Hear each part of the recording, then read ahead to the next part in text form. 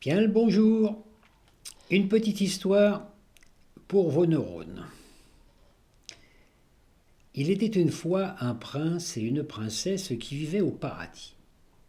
Ils suçaient la moelle de la vie, mangeaient avec plaisir les fruits du jardin d'Éden et ressentaient la jouissance et l'extase de l'amour dans toute leur chair. Un jour, ils croquèrent une pomme véreuse, pleine de pépins, et ils s'endormirent et se réveillèrent dans un autre monde, sous une autre forme. Il était devenu crapaud et elle, une abeille. Pendant des éons de temps, le crapaud, enfermé dans son cocon d'habitude, ne remarqua pas l'abeille, qui à ses côtés butinait de fleur en fleur joyeusement. Il passait son temps à émettre ses quoi quoi et n'entendait pas le chant joyeux de l'abeille.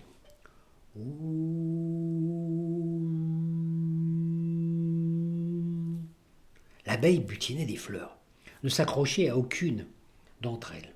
Elle s'enivrait de pollen grâce auquel elle fabriquait le miel qui la nourrissait, elle et toute sa communauté.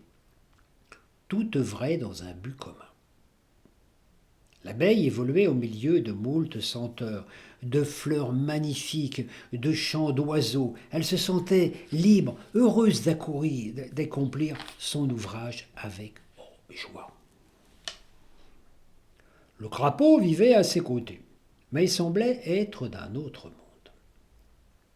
Il appartenait à un clan, une famille empreinte d'habitudes, de conditionnements, de définitions, de traditions, de croyances, d'obligations, d'attentes, de devoirs.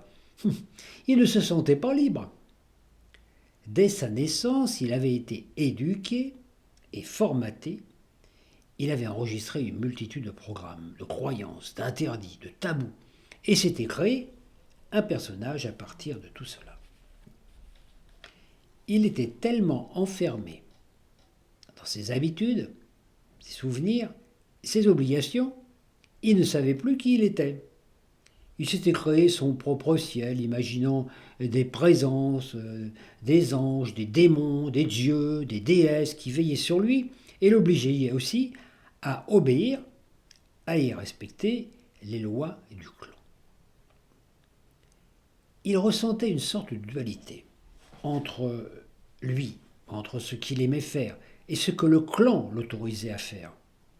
Et dès qu'il cédait à ses désirs profonds, il se sentait coupable de n'avoir pas su résister. Il n'était pas lui-même, il ne vivait qu'à travers les définitions qu'on lui avait inculquées, et il n'était qu'une marionnette manipulée par le collectif. Il ne ressentait pas l'amour, aucune aile ne poussait dans son dos. Pour sortir de cet enfermement, il s'était mis à compulser une multitude d'ouvrages de magie, de sagesse, de méditation qui lui permettaient de compenser ce manque de joie qui l'habitait.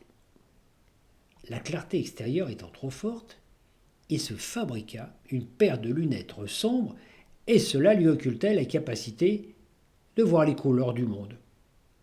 Puis il se remplissait de savoir extérieur, de croyances, puis il se sentait vide intérieurement, comme si son corps était comme un vase sans fond.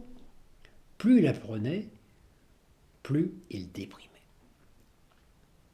Pour compenser ce manque, il se décidait à partager ce qu'il avait appris dans les livres. Et ainsi, il apportait un peu de bien-être autour de lui, consolait, conseillait, dynamisait, redonnait espoir, aidait les autres à réaliser leurs rêves. Mais ce n'était qu'une compensation, car il sentait bien qu'il lui manquait quelque chose. Dans son clan, tout n'était qu'obligation, responsabilité, devoir, étude, sérieux. Les membres du clan s'accrochaient les uns aux autres, exigeaient l'amour, se liaient pour la vie ou l'éternité, chacun asservissant et possédant l'autre. Il avait l'impression d'être dans une prison. Et plus il apprenait de choses, plus les murs de celle-ci semblaient devenir infranchissables. Il n'était plus libre d'être lui-même et ne ressentait pas être en vie, il s'ennuyait à mourir.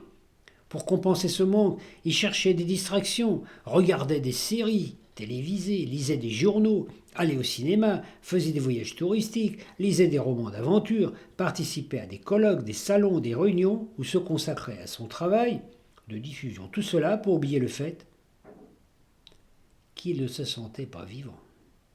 Ce n'est que lorsqu'il partageait ce qu'il avait appris qu'il se sentait un peu mieux. Pendant des moments, il ne pensait même pas manger, il n'était jamais fatigué, il se sentait nourri par quelque chose d'immatériel. Il avait aussi ressenti cela lorsqu'il était tombé amoureux d'une magnifique grenouille qui avait pris son cœur, mais l'avait brisé en le cuitant brusquement. Et cette blessure au cœur semblait jamais ne se refermer. Oh, il en avait rencontré d'autres grenouilles, mais cela n'avait fait davantage qu'ouvrir cette plaie béante. Alors, pour ne pas mourir de tristesse, il s'était inventé une mission, et s'attelant à son devoir, il était devenu un enseignant. Il se sentait souvent lourd comme un chevalier muni d'une armure plombante qui l'empêchait de voyager léger, de profiter de la vie. Plusieurs fois, il détruisit tous les ouvrages et livres qu'il avait écrits, mais à peine cela réalisé, il s'en procurait d'autres, comme si son manque de joie pouvait être compensé par cette boulimie de savoir. L'abeille, quant à elle, butinait allègrement à ses côtés, mais il ne la voyait pas. Cependant, un beau matin de printemps, tout changea. Le vent, qui s'était levé de fort bonne humeur et rempli d'ardeur printanière, vint à la rencontre du crapaud et d'un souffle puissant arracha ses lunettes de celui-ci et les emporta au loin. Le crapaud fut ébloui par la lumière du soleil et les couleurs alentour. Sa vision met un certain temps à s'ajuster, comme si ses lunettes étaient liées à son savoir. Il perdit connaissance de tout ce qu'il avait appris. La panique déclencha en son cœur une onde d'angoisse et se sentait vide comme s'il n'était rien, comme s'il n'avait jamais existé. C'est alors que, se concentrant sur sa respiration pour réguler son rythme cardiaque, il entendit un bourdonnement, un petit home régulier qui lui fait du bien.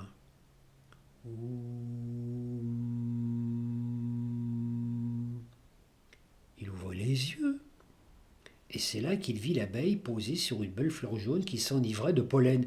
Il la contempla, émerveillé. Elle s'approcha de lui et lui dit en riant : « Oh, bonjour, cher ami.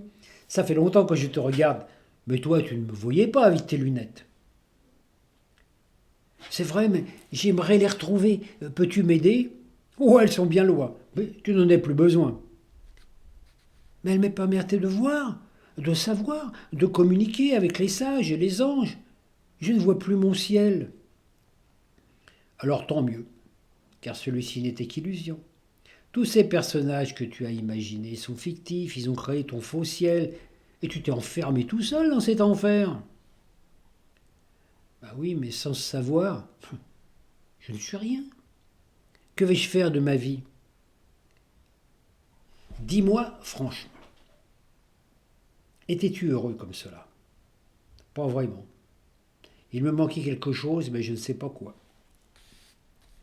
Sans doute l'amour, la joie de vivre. C'est vrai, mais ça je le ressentais quand j'enseignais. Cela te comblait-il totalement ? Non. Dès que je cessais d'enseigner, je me sentais à nouveau vide, alors j'étudiais des nouvelles choses. Oui, et plus tu enseignais, plus tu te sentais vide. C'est vrai, mais comment sais-tu cela ? Et toi, es-tu heureuse ? Oh, pleinement. Je butine les fleurs de la vie. Tout m'enchante. Voudrais-tu ressentir cela, toi aussi ? Bah oui, mais je ne suis pas une abeille, hein, je ne vole pas. Que tu crois ? Ferme les yeux. Écoute mon chant. Écoute ce bourdonnement. Ressens. Oublie tout ce que tu as cru être. Aimais ce son, ce bourdonnement. Sois ce bourdonnement. Tu es ce bourdon. Ouvre les yeux. Viens, suis-moi. Je t'emmène chez moi. Le crapaud se transforma en bourdon. Et prenant son envol, il ressentit cette joie de voler. Il put enfin voir la beauté du monde, du jardin d'Éden. Puis tout s'estompa.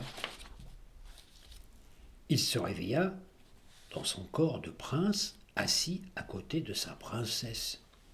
Et il dit: Pouah, quel cauchemar j'ai fait! J'étais un crapaud. Je sais, répondit-elle, moi aussi j'ai fait un rêve. J'étais une abeille. Fin de l'histoire. Ce n'est qu'en oubliant tout ce qu'on a cru être, tout ce qu'on a été, qu'en posant les lunettes qui nous cachent la vérité, on peut devenir vivant.